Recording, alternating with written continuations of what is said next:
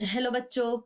So let's understand this question. So the question says, why are river considered to be as a lifeline of a human civilization, or how do river affect the economy of the country? Explain. So चलिए सबसे पहले इसके की concept के बारे में discuss करें।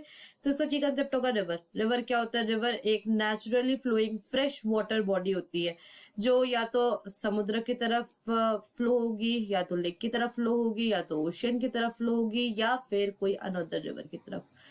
अब यहाँ पे लिखा है वाटर इज लाइफ, मतलब कि जल ही जीवन है। क्यों जल ही जीवन होती है?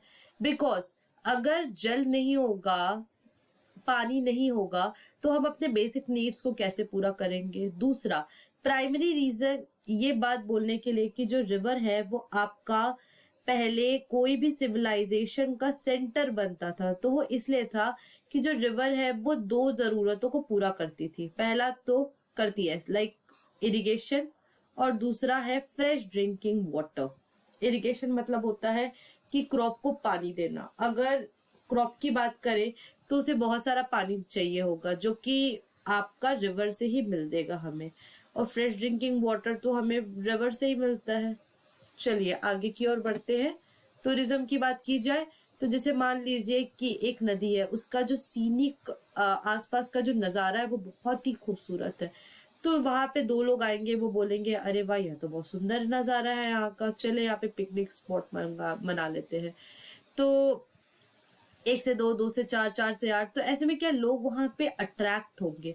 तो अगर लोग अट्रैक्ट होंगे तो उससे क्या फायदा होगा कि वो एक as a tourist spot develop हो जाएगा, और जितना ज्यादा वहां लोग आएंगे उतनी ज्यादा ही एम्प्लॉयमेंट जनरेट होगी। कुछ रिवर्स जो है वो अपने एडवेंचर स्पोर्ट्स के लिए फेमस होती है, जैसे कि रिवर राफ्टिंग, जो कि आपका ऋषिकेश में होता है गंगा नदी पे।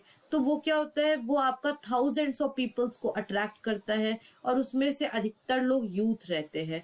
अब रिवर सिर्फ टूरिज्म तक ही लिमिटेड नहीं है, रिवर का और भी बहुत सारे काम है। जैसे कि जो रिवर है वो आपका हाइड्रो इलेक्ट्रिसिटी जनरेट करने में हेल्प करती है। एग्रीकल्चर की बात की जाए तो रिवर जो है वो आपका बहुत ही क्रूशियल रोल प्ले करती है, क्योंकि रिवर के बिना हमारे खेतों में पानी कैसे पहुंचेगा, तो इरिगेशन के लिए तो बहुत जरूरी है। और जो हिमालयन रिवर होती है वो आपका क्या कैरी करती है, वो आपका सिल्ट सेडिमेंट्स कैरी करती है, जिससे कि उस सॉइल की फर्टिलिटी बढ़ेगी, और अगर सॉइल की फर्टिलिटी बढ़ेगी तो उससे यील्ड बढ़ेगा, यील्ड बढ़ेगा तो उससे किसानों को फायदा होगा, और अगर किसानों को फायदा होगा तो सरकारों को भी फायदा होगा।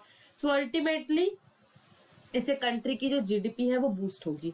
और last but not the least, ये इनलैंड नेविगेशन में भी हेल्प करते हैं। So I hope this question has been clear to you. Thank you and best of luck.